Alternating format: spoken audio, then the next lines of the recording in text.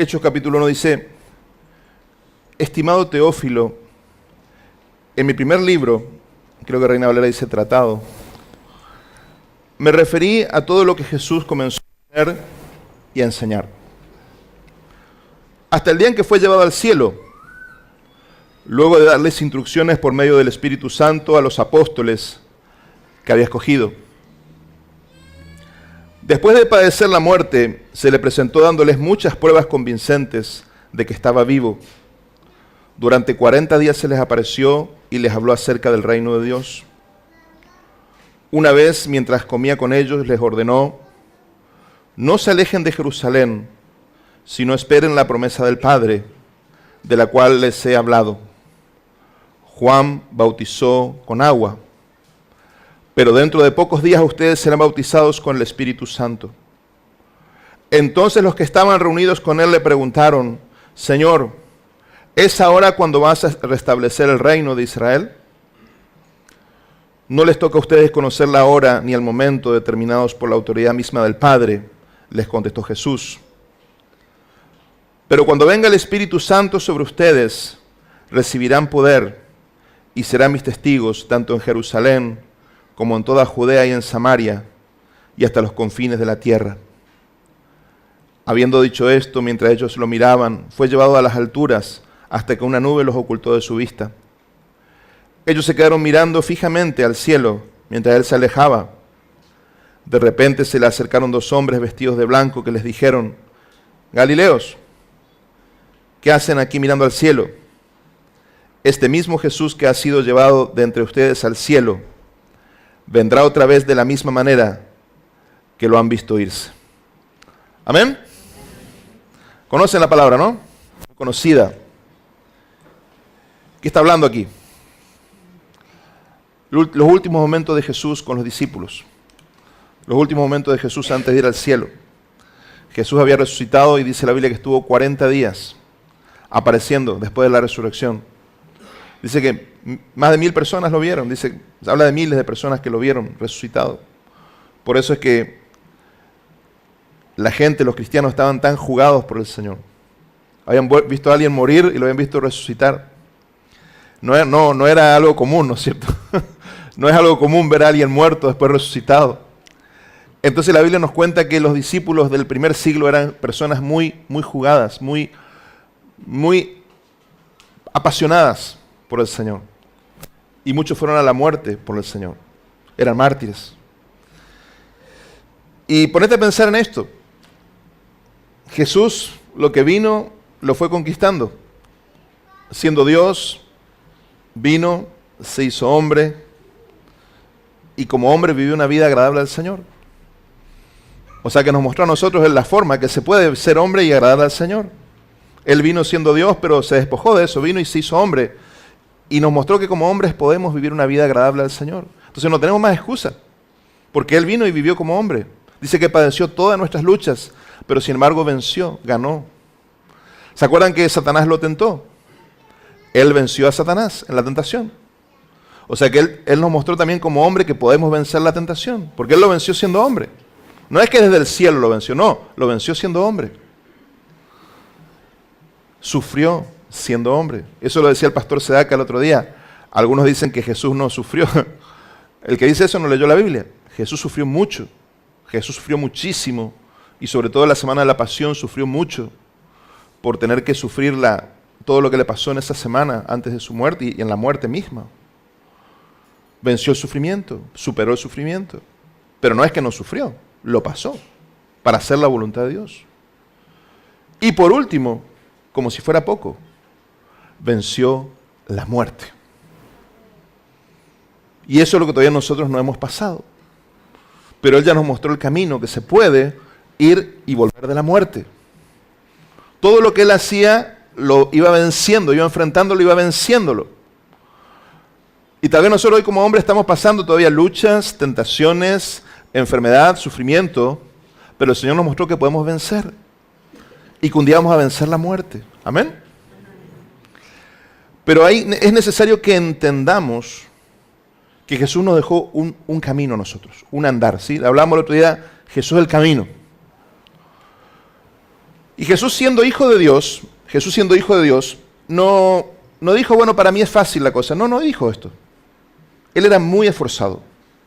Jesús empezó su ministerio ayunando 40 días, así como Moisés y muchos profetas. No es que dijo, yo soy el hijo de Dios, yo no necesito, porque yo tengo tanta intimidad con Dios. No. Él ahora estaba en el cuerpo, estaba en la carne.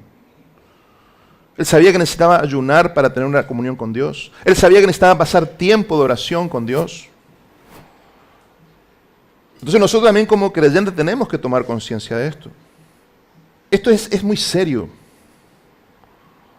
Porque no tenemos excusa, nosotros tenemos la palabra. Nosotros tenemos la palabra. Nosotros no tenemos excusa. Nosotros no somos como la persona que dice, mira, a mí nunca me hablaron. Nosotros conocemos, nosotros hemos visto, nosotros conocemos la palabra, nosotros hemos visto al Señor obrar en nuestras vidas. ¿Cuántos testimonios yo escuché de gente que dijo, yo vine a la reunión de oración antes del culto y mi vida fue tocada, sentí el toque de Dios? ¿Cuántas personas recibieron liberación en esos días? ¿Cuántas personas recibieron respuesta a oraciones que por mucho tiempo oraron? ¿Por qué? Porque estábamos orando unánimes, juntos. Y hoy siento que estamos retrocediendo. Y si retrocedemos, el enemigo gana terreno. Esto es así, querido. Esto es una guerra. Esto es metro a metro, palmo a palmo. El que lucha, gana. El que no lucha, pierde. Te guste o no te guste, estás en la batalla. Si vas a vencer, tenés que pelear. Si no, la derrota está asegurada. Esto no es, a mí me gusta, no me gusta.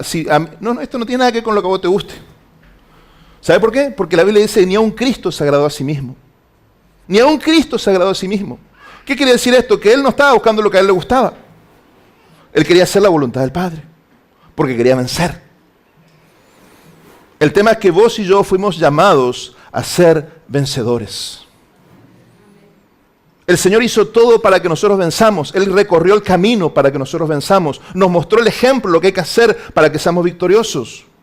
Ahora vos podés decir, no, yo no quiero. Listo, perfecto. Pero no te quejes. No te quejes cuando no ves el poder de Dios en forma sobrenatural en tu vida. No te quejes cuando no ves milagros ocurrir en tu vida.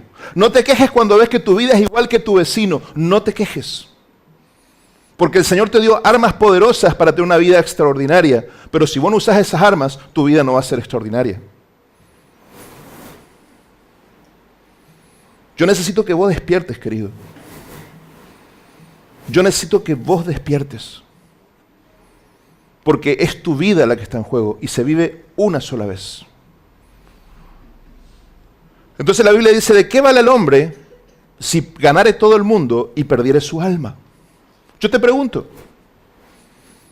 vos sabés que somos una iglesia donde todo el tiempo estamos alentando el crecimiento, estamos alentándote a que estudies, que trabajes, que te desarrolles. No hacemos ninguna reunión en un horario extraño como esas iglesias que te dicen, no, mira, cerrar el negocio, vení acá. No tenemos eso. O deja tu vehículo que estás conduciendo y vení acá. No decimos esto. Hacemos las reuniones a las 21 horas en adelante para que todos puedan estar. Hacemos reuniones a la siesta, atiendo gente a la siesta, el horario que nadie trabaja para que vos puedas estar. Entonces, llega un momento que es uno el que tiene que asumir su responsabilidad. Porque después vienen los problemas. Pastor, se está destruyendo mi casa. Y bueno, querido, pero el Señor te dio tantas oportunidades. Pastor, no estoy viendo la provisión de Dios. Está bien, pero la Biblia dice, pedid y se os dará, buscad y hallaréis, llamad y se os abrirá. Si no pedís, no vas a recibir. Si no buscas, no vas a encontrar. Y si no llamas, no se te va a abrir. Entonces necesito que como iglesia tomemos conciencia de la batalla que se está librando. Como iglesia. ¿Tenés que ocuparte de las cosas de esta tierra? Sí tenés que ocuparte. ¿Tenés que estudiar? Sí tenés que estudiar. ¿Es una prioridad recibirte? Sí es una prioridad recibirte. Es una bendición que puedas estudiar y queremos animarte en esto. Pero no descuides las cosas eternas por las cosas terrenales. Las dos cosas son importantes. Orando y con el mazo dando. ¿Amén? Estudiamos, oramos. Trabajamos, buscamos al Señor. Ah, es duro, pastor. Sí, es durísimo. Requiere disciplina. Requiere dormir menos. Requiere ayunar. Sí, es durísimo. Pero nunca dijo Jesús que iba a ser fácil. Él nunca nos mintió. ¿Vas a tener que levantarte de madrugada a orar? Sí, vas a tener que levantarte de madrugada a orar. Si no tenemos horario, vas a tener que hacerlo así. Pero tenés que hacerlo. Jesús se quedaba la noche entera orando. Nunca dijo, yo soy el Hijo de Dios, me voy a descansar. No. Entonces no pongas en riesgo tu salvación. No pongas en riesgo tu salvación por cosas terrenales, que son buenas, pero son terrenales, son temporales. Todos los días escuchamos historias, todos los días. Esta semana murió la amiga de unos hermanos de acá, murió la chica, jovencita, amiga de Juanpi, amiga de mis hijas, 20 años, cayó muerta, no sabemos, ¿qué le pasó? Aneurisma, no se sabe. No se sabe, ¿no? Murió, simplemente, 20 años, toda una vida, todo un proyecto ahí, facultad. Ayer las noticias publicaban de un chico en Brasil, se está haciendo la Semana de la Moda en San Pablo, en las capitales de la moda del mundo. Un chico de 26 años cayó muerto en la plataforma. Nadie sabe qué le pasa, sano, atlético, vegetariano, todas las condiciones. Un modelo brasilero, un supermodelo. Cayó muerto, 26 años, cayó muerto en la plataforma. La gente quedó viendo cómo moría. ¿Qué onda? ¿Cómo explicas esto? Entonces tenemos que tomar conciencia del valor que tiene nuestra vida y tener temor del Señor. Tener temor del Señor. Hoy una hermana que es nuevita, decía, oren por el alma de no sé quién que se suicidó. ¿Qué podemos hacer? Bíblicamente, si se suicidó ya no podemos hacer nada. Ni orar por el alma de nadie, no podemos hacer nada. El tema era antes. El tema mientras está viva la persona, podemos hacer algo. Si vos tenés una persona depresiva a tu lado, un ser querido depresivo, orá por él, clamá por él, ayuná por él, hablale de Cristo, que se salve. Porque una vez que se murió, aunque nosotros vayamos y le prendamos vela a donde, no sé, no podemos hacer nada. Porque su destino eterno ya está determinado una vez que partió de acá. Por eso que tenemos que tomarnos en serio esto. Y acá Jesús estaba hablándole con ellos y ellos empiezan, Señor, ¿cuándo vas a restaurar el reino? ¿Cuándo vas a restaurar el reino de Israel? Ustedes saben lo que explicaba el rey el pastor Sedaka. Israel esperaba un Mesías que venga a solucionarle el tema a ellos. Y Jesús no tenía interés en eso. Jesús vino 40 días antes de ir al cielo, 40 días después de la resurrección. Estuvo hablando acerca de qué, dice. ¿Acerca de qué le estuvo hablando? Hola, ¿tenés Biblia? ¿Acerca de qué le estuvo hablando? No, ¿del reino de qué? Del reino, dijeron ahí, sí, del reino de Dios. Entonces, mientras vos estás preocupado por tu reino, Él te dice, está hablando usted del reino de Dios. Y esa es nuestra tendencia natural. Todos estamos preocupados por lo nuestro, por lo de ahora. Señor, solucioname ahora mi problema, solucioname mi finanza, solucioname mi problema de mi provincia, solucioname mi problema laboral, solucioname mi problema familiar. Y el Señor te dice, enfócate en el reino. Enfócate en el reino.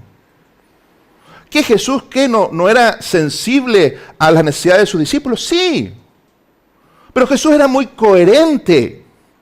Él nunca cambia lo que Él dice. Él dijo, busquen primeramente el reino de Dios y su justicia, y todo lo demás será añadido. Cuando el Señor te dice que busques el reino, lo que está diciéndote es, alineate conmigo, que yo quiero bendecirte en el resto de cosas. Pero no es al revés. No es que Dios va a venir a enfocarse en tus cosas y solucionarte. Imagínate si Dios hiciera eso. Es como si vos tenés un hijito chiquito y vos querés que tu hijo se desarrolle y crezca y sea un hombre de bien y que le vaya bien y que tenga una gran vida. Y todos los caprichos que él tiene, vos le salís a correr y a solucionarle. Vos le vas a arruinar la vida a tu hijo. ¿Y cuántos padres hacen esto? Le arruinan la vida del hijo por seguir todos los caprichos. Dios no va a hacer eso con nosotros. Dios no va a venir a solucionarnos todos los caprichos mientras nosotros no estamos bien enfocados en lo que tenemos que estar enfocados. Ahora, cuando vos te alineas con el Señor, es tan fácil para el Señor bendecirte. Es tan fácil para el Señor abrirte caminos. Es tan fácil para el Señor. Hermanos, el Señor en un instante hace lo que vos años no pudiste hacer. En un instante. Lo que vos años peleaste por hacer, el Señor hace así y lo soluciona. Pero el Señor está luchando por tu corazón. El Señor está luchando por tu mente. ¿Dónde estás? Y acá los discípulos estaban, Señor, vas a restaurar el reino. Muchachos, esa no debe ser la preocupación de ustedes. Déjenle al Padre ese asunto. Ustedes saben lo que tienen que hacer. Tienen que quedarse en Jerusalén y esperar el Espíritu Santo. ¿Y saben qué van a pasar? ¿Qué va a pasar? Van a recibir poder. Ellos estaban buscando entender muchas cosas. Y Jesús le dice, yo necesito que ustedes reciban poder. ¿Poder para qué? Para ser mis testigos. ¿Pero cómo? ¿Acaso acá Lucas no dice que ellos ya eran testigos? ¿Acaso Lucas no dice que ellos ya eran testigos desde antes? Sí, eran testigos, pero no tenían poder. Y es lo que muchas veces pasa con nuestras vidas. Muchas veces hemos sido testigos de lo que el Señor hizo en nuestra vida. Muchas veces vimos con nuestros ojos lo que el Señor hizo en la vida de otros. Pero si yo te pido que te pases acá y des testimonio, te morís de miedo. Te morís de miedo, ¿sabes por qué? Porque no estás lleno del Espíritu Santo. Porque estos discípulos no eran mejores que nosotros. ¿Se acuerdan de la presentación que hizo el viernes pasado el pastor Sedaca acerca de Pedro? Esa magistral presentación. Vimos a ese Pedro tan vulnerable, tan igual o peor que nosotros. Y sin embargo, lo que él se convirtió cuando fue lleno del Espíritu Santo. Y eso es lo que yo quiero animarte en esta noche. Yo quiero animarte que puedas pensar en esto. Jesús les dijo esto tremendo. Ahí en el versículo dice, en el versículo 5 le dice, Juan les bautizó con agua, pero dentro de pocos días ustedes serán bautizados con el Espíritu Santo. Bautizado, vos, ¿quién se bautizó acá? A ver, ¿quién se bautizó? Ah, bueno, quiere decir que me están escuchando, pero es buenísimo eso. Si vos te bautizaste, quiere decir que un día levantamos esa tapa ahí y te metimos en el agua. Vos te acordás de eso, ¿verdad? Una persona consciente sabe si la sumergieron en el agua, ¿no es cierto? No es algo que puede decir, yo no sabía porque yo era un bebito, me pusieron acá una cosita con agua. No. Eso no es bautismo. Bautismo, la palabra quiere decir sumergir algo en una masa líquida. O sea que si te ponen agüita acá, no sos bautizado. Bautismo quiere decir que te sumergen en algo. Acá Jesús dice, así como fuiste sumergido en el agua, vas a ser sumergido en el Espíritu Santo. Es una experiencia real. No es que me contaron, no es que me parece. Yo le conté hace unos domingos atrás cómo fue mi experiencia cuando yo recibí el bautismo del Espíritu Santo. Yo no podía hablar español. Yo quería hablar español y no podía, solamente hablar en lenguas. No digo que esa va a ser tu experiencia. Dios hace con cada uno como quiere. Lo que sí es que si fuiste bautizado en el Espíritu Santo, sabes que fuiste bautizado en el Espíritu Santo. ¿Amén? Y fíjense por qué era necesario esto. Porque le dice, cuando ustedes sean bautizados en el Espíritu Santo, van a ser mis testigos, le dice. Pero no en el templo pasando al frente, no. En Jerusalén, les dice. O sea, en la misma ciudad donde lo habían matado unos días antes, en la misma ciudad donde Pedro negó al Señor y maldijo, en esa misma ciudad, él lleno del Espíritu Santo iba a ser testigo público de Jesús. Y fue lo que ocurrió. Porque si vos lees Hechos 2, sabés que cuando el Espíritu Santo vino, el primero que se levantó a declarar el señorío de Jesucristo fue Pedro. Y 3,000 personas se convirtieron en esa oportunidad. 3,000 varones, dice la Biblia. Judíos. En la misma ciudad que días antes él había negado al Señor, en la misma ciudad donde él días antes se escondió con miedo, ahora el Espíritu Santo hizo que él se convierta en un testigo poderoso del Señor. Eso es lo que hace el Espíritu Santo. Es tremendo.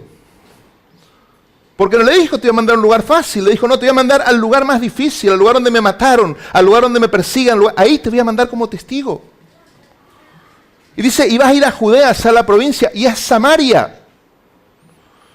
¿Se acuerdan dónde era Samaria? Juan 4 dice, los judíos nunca pasaban por Samaria, porque judíos y samaritanos no se entienden entre sí. Eran enemigos naturales, había discordia con ellos. Ahí el Señor los manda, ahí se van a ser testigos en Samaria. Donde no los quieren, van a ser testigos míos. Esto es tremendo. Quiero que pienses en tu situación, en tu vida, en tu realidad.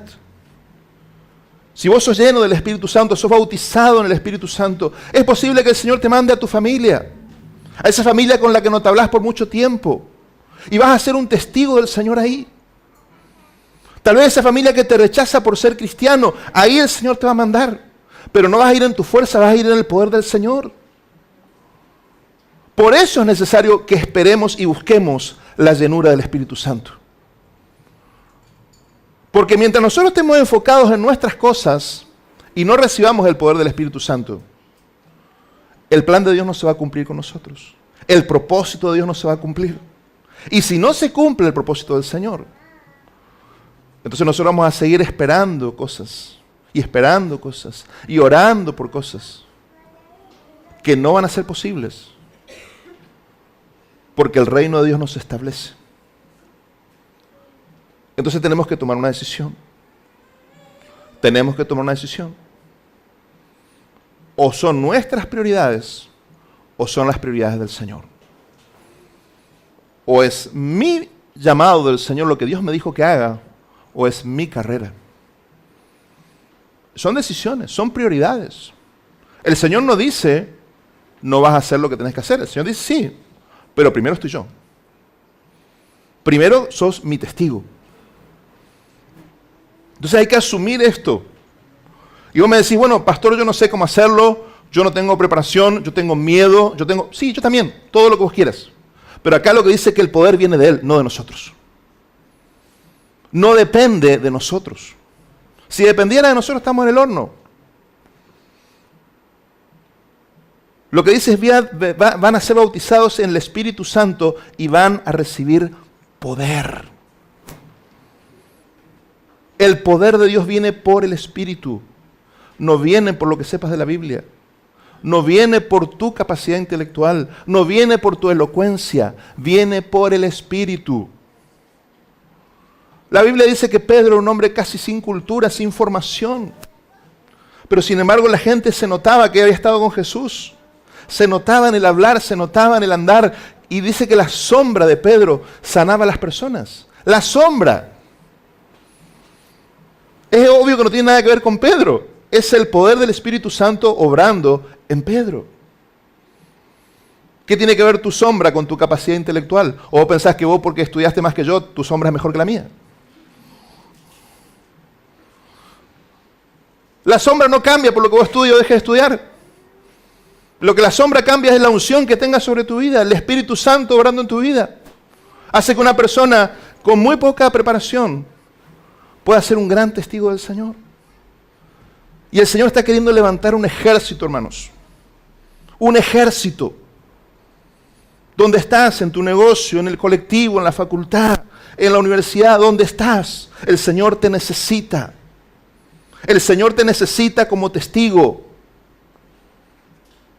A cada uno de ustedes está en un lugar donde otros no llegan. Dios los puso en ese lugar con un propósito.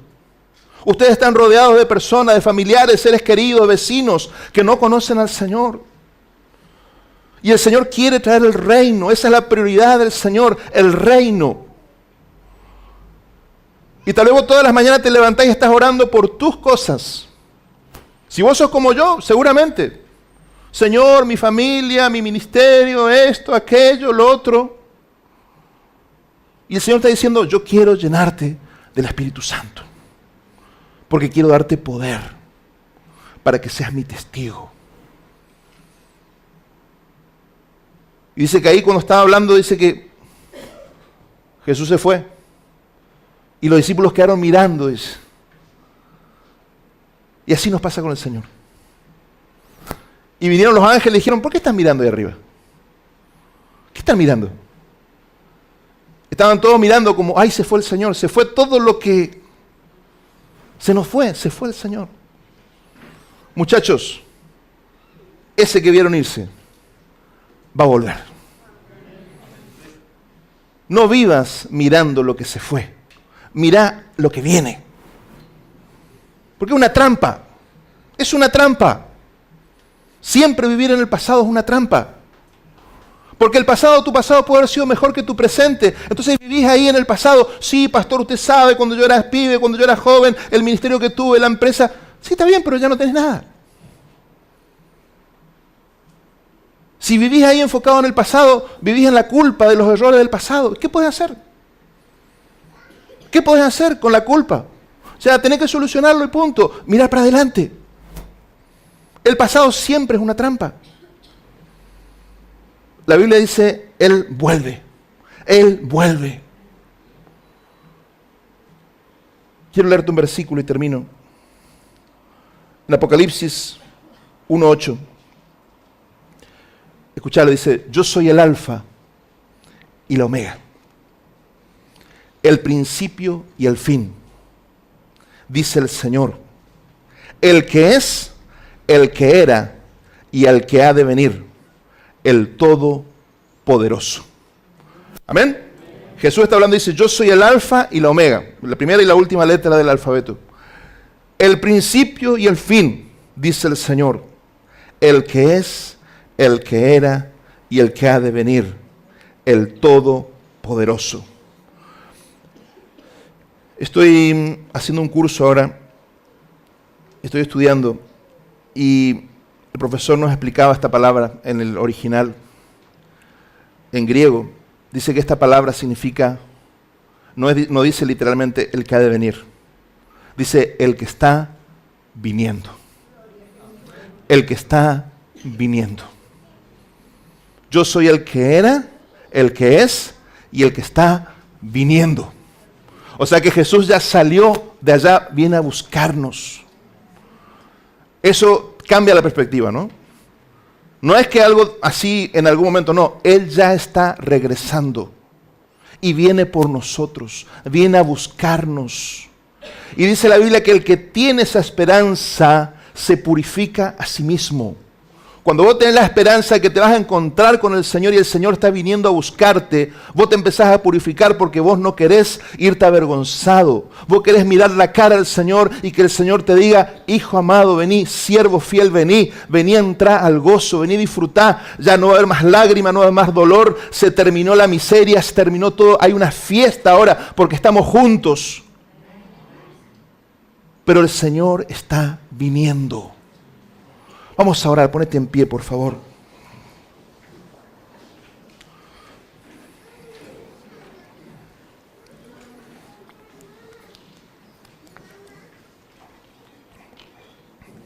Yo quiero en esta noche tomarnos un minutito para orar y quiero decirte, querido, por un momento, no pienses en tu debilidad. Por un momento no te enfoques en lo que a vos te falta. Por un momento no mires tus errores, ni del pasado ni actuales. Por un momento entendé que el poder viene del Señor. Tu capacidad para vivir en santidad viene del Señor. Tu capacidad de ser testigo del Señor viene del Señor.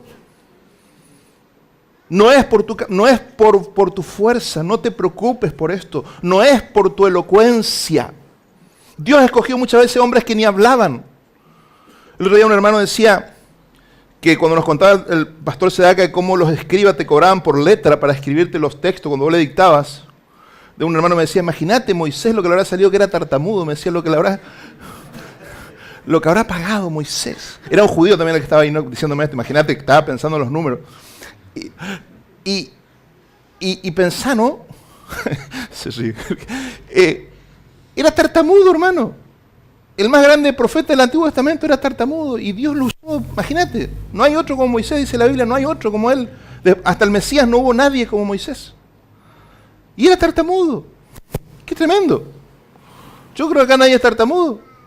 Imagínate si el Señor te llena de su poder, lo que puede hacer con tu vida. ¡Aleluya! Entonces, hermano, enfoquémonos en Él, enfoquémonos en ser llenos del Espíritu Santo. No te deprimas por tu pasado, no, eso ya no tiene ni un valor. Ahora lo importante es, Señor, llename del Espíritu Santo. Señor, necesito ser lleno del Espíritu Santo. La Biblia dice, es clara. La Biblia es clara. Pedid y se os dará, dice. Dice, ¿quién de ustedes siendo malo? Si su hijo le pide pan, le va a dar una piedra. O si le pide un pescado, le va a dar una serpiente. ¿Cuánto más vuestro Padre Celestial dará el Espíritu Santo a los que se lo piden? O sea que nosotros, siendo papás pecadores, humanos, si nuestro hijo nos pide algo, le damos. ¿Cuánto más nuestro Dios, que es un Padre amoroso y bueno, nos va a dar el Espíritu Santo? Porque Él quiere darnos. Y no es porque seamos santitos, no. Es porque somos pecadores que quiere darnos. Porque si fuéramos santitos no necesitaríamos. Por eso el Espíritu Santo es el Espíritu de santificación. Es el Espíritu que te da el poder para vivir en santidad. Es el Espíritu que te da el poder para cortar con el pecado. Es el Espíritu que viene a darte poder para ser un testigo poderoso del Señor.